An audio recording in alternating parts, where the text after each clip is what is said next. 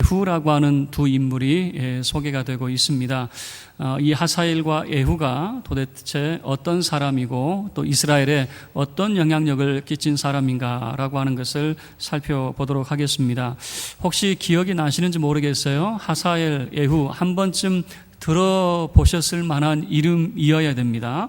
우리가 엘리야를 살펴볼 때에 이런 일이 있었죠. 엘리야가 갈멜산에서 바알의 선지자들과 대결을 벌였습니다. 그래서 불로서 응답하는 신이 누구인가, 참 하나님이 누구인가 라고 하는 것을 대결을 벌였죠. 그런데 갈멜산에서는 승리를 했을지 몰라도 아합 왕의 아내였던 이세벨이 이 엘리야를 죽이려고 했을 때에 엘리야가 도망을 갑니다. 그래서 남쪽 이 광야였던 부엘세바에 도망을 가서 한 로뎀나무 아래에서 죽기를 각오하죠. 여기가 좋사오니 나를 죽여주십시오라고 하는 그런 간청이었죠. 그럴 때 하나님께서 까마귀를 통해서 떡과 이 물을 제공해 주시면서 그를 떡과 고기를 제공해 주시면서 그를 하나님의 성산 호렙산으로 그를 인도하게 되어지죠. 그 호렙산에서 엘리야가 여전히 그는 불만을 가지고 있습니다. 여호와의 선지자는 나만 남았는데 나마저 죽이려고 합니다라고 하는 그런 안타까움이었죠. 그럴 때 하나님께서 그 엘리야에게 마지막 사명을 주시는데 3명의 사람에게 기름을 부어라라고 하는 그 3명의 사람이 누군가, 이 엘리야에게 마지막 그 주셨던 사명에 나오는 3사람이 바로 하사엘, 예후, 엘리사라고 하는 3사람이었습니다. 하사엘에게 기름을 부어서 아람의 왕이 되게 하고, 예후에게 기름을 부어서 북이스라엘의 왕이 되게 하고, 그리고 엘리사에게 기름을 부어서 엘리야의 사역을 계승하도록 하는 그런 일을 하게 되어지죠.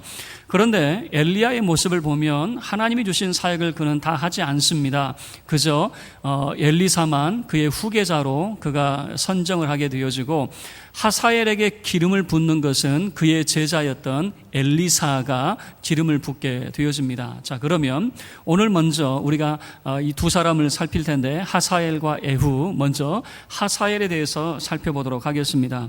열왕기하 8장 7절부터의 내용이 바로 이 하사엘에 대한 이야기가 소개되고 있습니다. 이 아람의 왕 베나닷이 이제 중병이 들었습니다. 중병이 들었는데 마침 이 아람의 수도 이 다메섹이라고 하는 곳에 엘리사가 올라와 있는 겁니다. 아니, 엘리사가 이 다메섹에 올라올 이유가 없는데 왜 올라왔을까? 우리가 생각해 볼 수 있는 것은 이 하사엘에게 기름을 붓기 위해서 다메섹에 올라왔겠구나라고 하는 정도는 우리가 생각해 볼 수가 있겠죠. 그런데 희한한 건 뭐냐면 아람의 왕이 갑자기 이제 자기가 이게 죽을 병인지 나을 병인지 궁금할 거 아닙니까? 그러면 아람에도 여러 신이 있으니까 자기 신에게 물어보면 좋겠는데, 엘리사가 이 다메섹에 있다는 말을 듣고 엘리사에게 가서 한번 물어봐라 그러는 거예요. 엘리사에게 물어봐서 내 병이 죽을 병인지 나을 병인지 한번 물어봐라. 이 자기의 신복이었던 하사엘이라고 하는 사람을 통해서 이제 물어보게 합니다. 이 역사학자 요세푸스라고 하는 사람이 이런 이야기를 했습니다. 이 아람의 왕이 도대체 어떤 병이었을까라고 하는 것을 그가 생각해 하는 그런 표현을 쓰는데, 우리가 지난 시간에 아람과 이스라엘의 전쟁에 대해서 우리가 살펴봤습니다. 그 전쟁을 할 때에 아람이 갑자기 혼비백산이 되어가지고 모든 것을 다 내려놓고 도망을 갔잖아요. 도망간 이유가 뭡니까? 4명의 나병 환자가 아람 진영으로 오고 있는데, 이것이 하나님의 역사 가운데 어떤 소리로 들었어요? 큰 군대의 소리로 들었잖아요. 블레셋 사람의, 그리고 애굽 사람, 그런 용병들이, 이스라엘 사람들이 돈 주고 사서 그 용병들이 올라오는 것으로, 그래서 이 아람의 군대가 혼비백산이 돼가지고 모든 것을 다 내려놓고 도망을 쳤잖아요. 그리고 난 다음에 나중에 알아봤어요. 실제로 군대가 온 게 아니고 뭐예요? 이게 뭐라고 그럴까요? 판단착오였죠. 정확히 좀 알아보고 이게 해야 되는데 판단착오였어요. 무슨 소리를 듣긴 들었는데 그 소리가 뭔지를 좀 살펴봐야 되는데 너무 서둘다 보니까, 자, 도망을 갔다라고 하는 것은 뭐냐면 전쟁에서 패했다라고 하는 것이거든요. 아람 왕이 얼마나 속이 상할까요? 진짜 군대가 올라왔으면 속 상할 일도 없겠죠. 왜냐하면 원래 강한 군대니까 도망치는 게 당연한데, 아니 뇌병의 나병 환자 때문에 도망쳤다 그러면은 여러분 세상에 그는 우스갯소리가 아니겠습니까? 그런데 요세푸스가 이런 표현을 썼습니다. 이 아람 왕이 왜 중병이 들었느냐? 자기 군대를 두려움과 혼란 속으로 몰아넣은 분이 하나님이셨다는 사실에 크게 낙심하여 병이 들었다. 그러니까 아람 왕이 이런 거죠. 그냥 그런 뭐라고 그럴까요? 어떤 소리 때문에 그가 도망을 쳤는데 결국에는 그게 하나님의 역사였다라고 하는 것을 알고 두려움 가운데 빠졌다는 겁니다. 그런데 엘리사라고 하는 하나님의 종이 올라와 있으니까 어떻습니까? 하나님께 한번 물어봐라. 내 병이 나을 병인지 아니면 죽을 병인지 물어봐라 라고 그렇게 시켰다는 거죠. 자, 그럴 때 하사엘이 낙타 40마리에 이 아람에서 나는 진귀한 그런 과일들을 준비해서 엘리사를 찾아갑니다. 엘리사를 찾아가서 왕의 이야기를 전하죠. 우리 왕이 지금 중병이 들었는데 나을까요? 아니면 죽을까요? 라고 하는 거죠. 그런데 엘리사는 알쏭달쏭한 말을 합니다. 이게 죽는다는 말인지 산다는 말인지 뭐라고 이야기하냐면 당신의 왕은 반드시 나을 것입니다. 그러나 반드시 죽을 겁니다. 이게 낫는다는 말이에요? 죽는다는 말이에요? 도무지 알쏭달쏭 알 수 없는 이야기를 하고 있는 거죠. 그러더니 이 엘리사가 하사엘이라고 하는 사람을 그 얼굴을 빤히 쳐다보는 거예요. 사람이 무안할 정도로 빤히 쳐다보는 거예요. 그러더니 엘리사가 눈물을 펑펑 흘리는 거예요. 이제 하사엘도 당황을 했겠죠. 아니 왜 웁니까? 라고 이야기했더니 이 엘리사는 하사엘을 통해서 이스라엘 백성들이 어떤 고통을 당하게 되어질 것인가 라고 하는 것을 보게 되어졌던 것 같아요. 이 하사엘이라고 하는 사람을 통해서 이스라엘에 정말 많은 사람들이 죽어나갈 겁니다. 그 모습을 보고 눈물을 흘렸던 것이죠. 이렇게 말할 때 하사엘이 아니 내가 도대체 뭐길래 내가 그렇게 하겠습니까? 그럴 때 엘리사가 이야기합니다. 당신이 아람의 새 왕이 되어질 겁니다 라고 그렇게 이야기를 했어요. 자, 그리고 하사엘이 자기 왕에게 갔습니다. 침상에 누워있는 왕에게 먼저는 기쁜 소식을 전합니다. 왕이 물어봤겠죠. 그래 엘리사 선지자가 뭐라고 이야기하든 그랬을 때 왕이시여 마음 놓으십시오. 반드시 낫겠다고 합니다. 반드시 살아난다고 합니다. 왕이 기분이 좋았겠죠. 그런데 그 다음날 하사엘이 천에다가 물을 묻혀가지고 그 왕의 얼굴에 덮어버렸어요. 그래서 왕이 질식사하게 되어집니다. 그리고 이 하사엘이 아람의 새 왕이 되어졌어요. 그런데 또 요세푸스라고 하는 사람이 재미난 그런 표현을 하는데 요세푸스는 이 시대와 한 1100년 정도의 차이가 나는 그런 사람이거든요. 요세푸스는 거의 예수님 시대의 사람이라고 봐도 무방합니다. 그런데 그 당시에 아람에 대해서 뭐라고 소개를 하고 있냐면 아람에서 이 죽은 베나닷과 하사엘을 신으로 추앙한다라고 하는 표현을 쓰고 있어요. 신으로 추앙하는 이유가 뭐냐면 이 두 왕이 정말 위대한 왕이었고 백성들에게 선정을 베푸는 그런 훌륭한 왕이었기 때문에 아람의 백성들이 그러니까 1100년이 지난 후대 사람들이 그 두 왕을 신으로 추앙하는 정말 훌륭한 왕으로 섬기고 있더라라고 하는 것을 표현을 하게 되어집니다. 자, 이 하사엘이 왕이 되어졌어요. 자, 그 다음에 이제 우리가 생각할 때 이제 두 번째 인물인 이 예후 이야기가 나올 것 같죠. 그런데 8장 16절부터 이제 29절까지의 내용을 보면요, 북이스라엘, 남유다의 왕 이야기가 소개가 되어지고 있습니다. 자, 근데 왕 이야기가 소개되고 있는데 이 왕들에 대해서 우리가 놓치지 말아야 될 부분이 있어요. 왜 그러냐면 남유다의 왕들도 나중에 예후에 의해서 거의 대부분의 그런 왕자들이 죽임을 당하게 되어지거든요. 자, 왜 그러느냐라고 하는 것을 설명을 하고 있습니다. 자, 먼저 8장 19절 말씀을 보면요, 뚱땅지 같은 이야기가 소개가 되고 있습니다. 여호와께서 그의 종 다윗을 위하여 유다 멸하기를 즐겨하지 아니하셨다. 그 이유는 그와 그의 자손에게 항상 등불을 주겠다고 말씀하셨기 때문이다 라고 하는 거죠. 자, 뭔가 좀 불안한 이야기죠.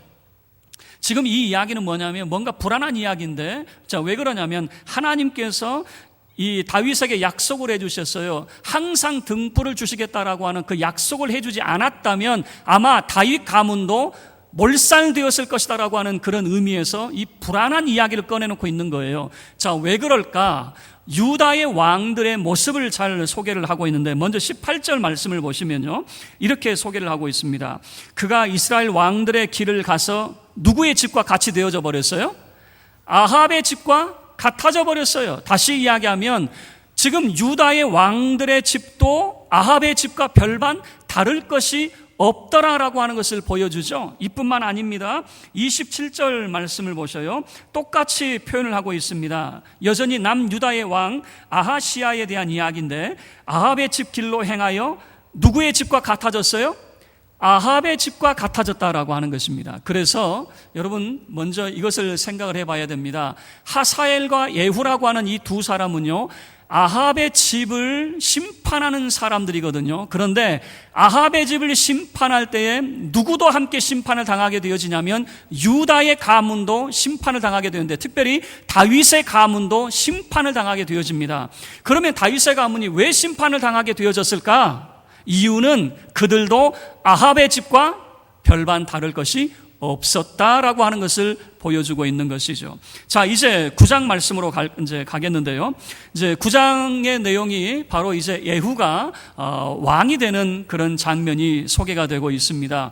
자, 그런데 9장 1절 말씀을 보시면 엘리사가 이 예후에게 지금 기름을 붓는 것이 아니라 제자 한 사람을 보내게 되어집니다. 자, 9장 1절 함께 우리 합독하도록 하겠습니다. 시작. 선지자 엘리사가 선지자의 제자 중 하나를 불러 이르되 너는 허리를 동이고 이 기름병을 손에 가지고 길르앗 라못으로 가라 그러죠. 그러니까 지금 엘리사가 직접 가는 것이 아니라 어떻습니까? 엘리사는 아람의 하사엘이라고 하는 사람에게 기름을 부어서 왕으로 세우고 그의 제자 한 사람을 속히 보내가지고 이 예후에게 기름을 붓도록 하는데, 어디로 보내냐면 길르앗 라못이라고 하는 곳으로 보냅니다. 자, 길르앗 라못이 이렇게 생각하면 좋겠는데요.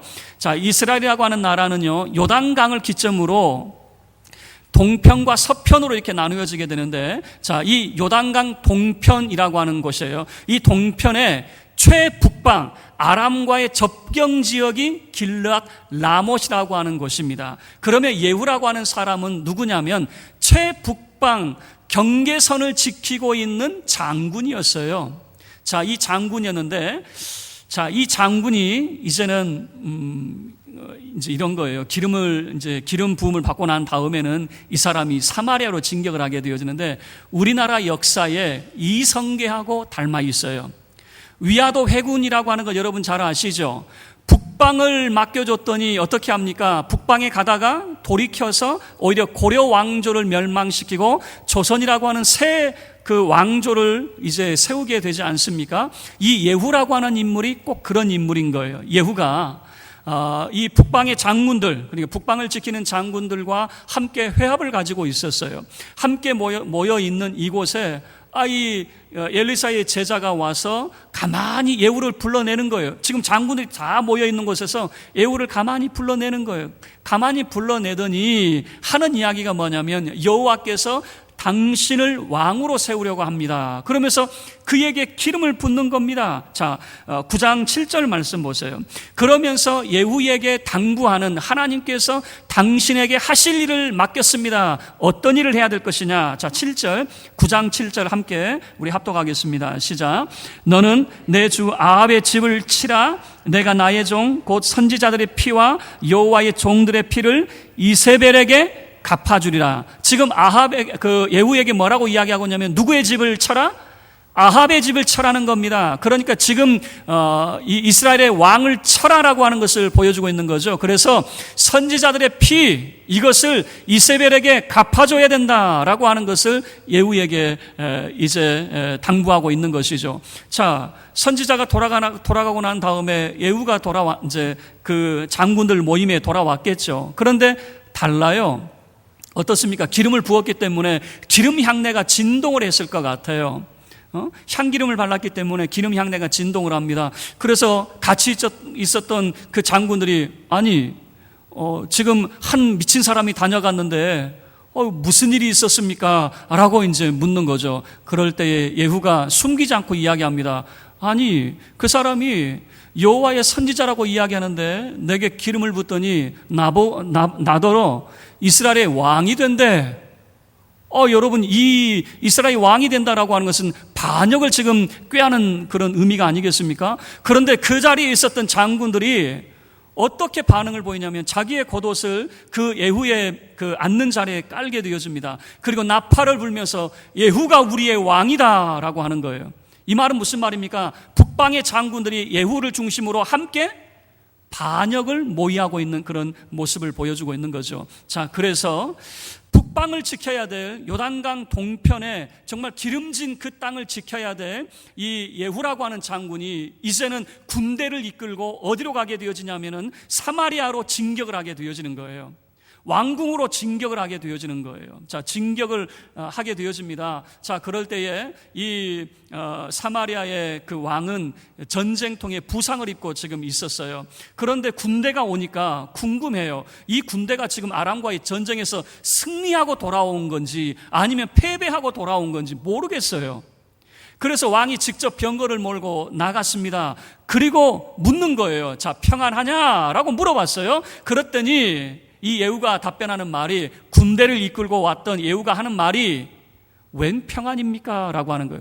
여러분, 이 유대인들의 그 인사법은 뭐냐면 서로 친구가 되어지면 평안을 서로 인사하게 되어지는데 친구가 아니면 평안은 무슨 평안? 평안은 없어 라고 그렇게 선언을 하게 되어지거든요. 예후가 평안은 없어 라고 선언을 하는 거예요. 그럴 때 왕이 반역이라고 하는 것을 이제 깨닫게 되어졌어요. 그런데 예후가 쏘았던 화살에 이 왕은 맞아 죽게 되어집니다. 그런데 그 자리에 또 누가 있었냐면 남유다의 왕이 그 자리에 있었어요. 병문안 차 와 있었거든요. 병문안 위에서 남유다의 왕이 왔다가 이 왕도 죽어버렸어요. 이 예후에 의해서 죽임을 당하게 되어지는 거죠. 그리고 이제 피비린내 나는 복수가 이제 진행이 되어지는 것입니다. 자, 그 다음에 이 예후가 했던 것이 이제 9장의 내용에서 소개가 되고 있습니다. 먼저 이 왕의 아들들이 있었는데 70명의 그런 아들들이 있었습니다. 그 70명의 아들들을 북이스라엘 그 왕의 아들들을 다 죽게 만들고, 그리고 또 병문안차 남유다에서 42명의 왕자들이 또 올라왔어요. 이 42명의 남유다의 왕자들도 전부 다 죽여버려요.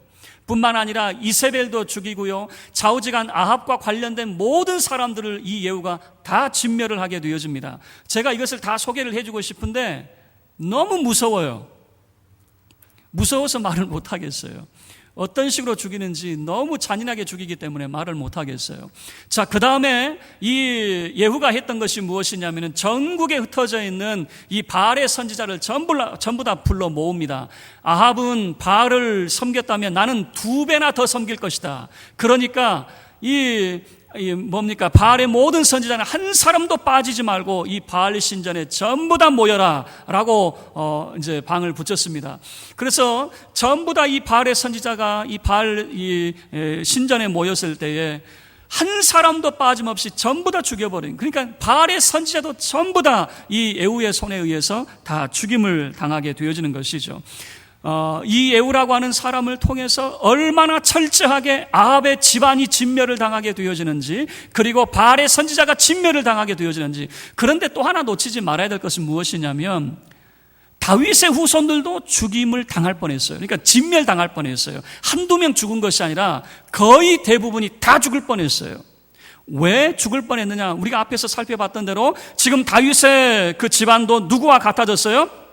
아합의 집안과 다를 바 없더라, 그 말입니다. 그래서 하나님께서 다윗의 집안도 심판을 하시는데 성경에서는 이렇게 말합니다. 하나님께서 다윗에게 항상 등불을 주시겠다라고 하는 그 약속이 아니었다면 아마 다윗의 후손도 아합의 집안과 똑같아졌을 것이다 라고 하는 것을 보여주고 있는 거죠. 그러나 하나님께서 다윗의 씨를 남겨놓으시죠. 자, 그리고 이제 10장 그 마지막으로 이제 가게 되어지는데요.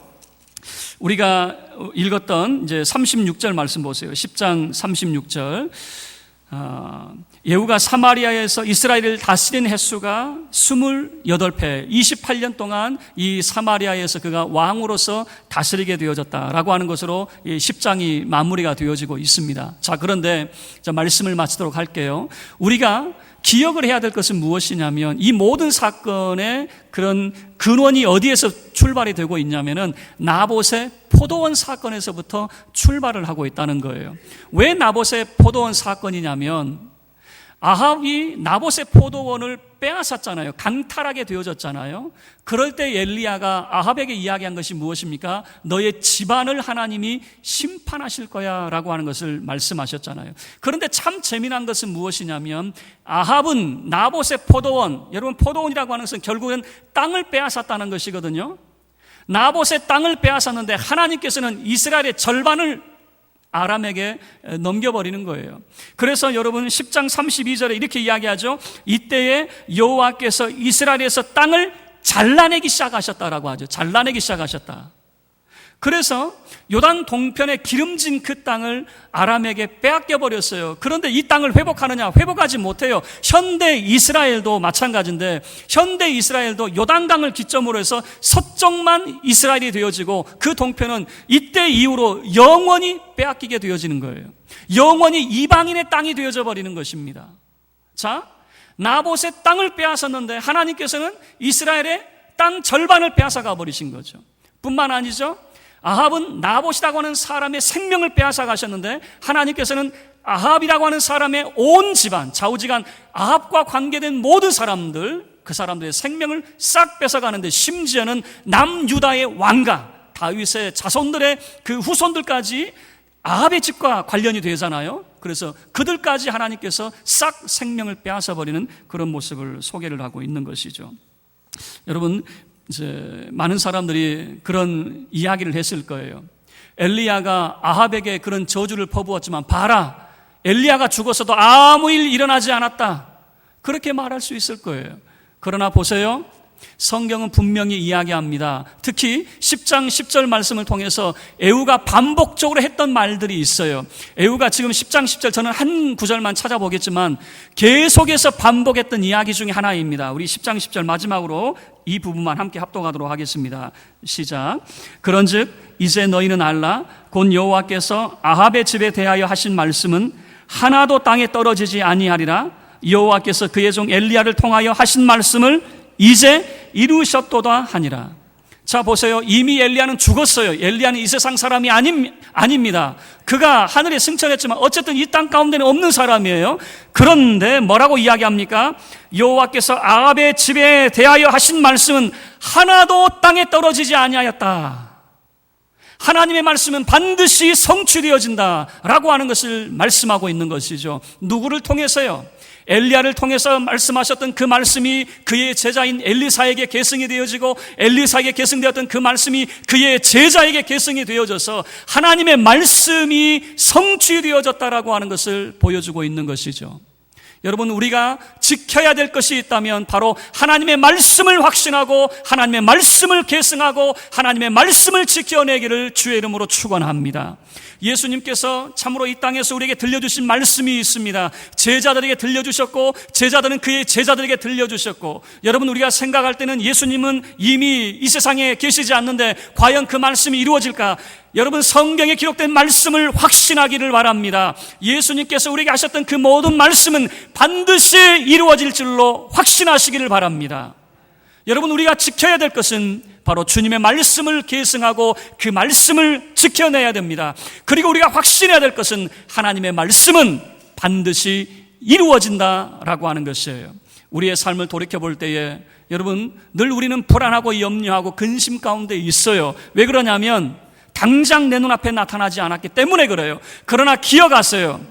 엘리야가 그 땅 가운데 없다 할지라도 후대 가운데 여러분, 예후의 입을 통해서 엘리야를 통하여 말씀하신 하나님의 말씀이 이제 이루어졌다라고 하는 것, 하나님의 말씀은 반드시 성취되어지고 이루어진다는 사실을 여러분 기억하시고, 우리의 삶 가운데에서도 하나님의 말씀을 계승하고 하나님의 말씀을 지켜나가는 저와 여러분의 삶이 되어서, 여러분의 삶을 통해서 하나님의 약속의 말씀이 여러분에게 복을 주시고 여러분을 번성케 하시는 하나님의 약속의 말씀이 여러분의 삶 속에서 이루어지는 역사가 있기를 주의 이름으로 축원합니다.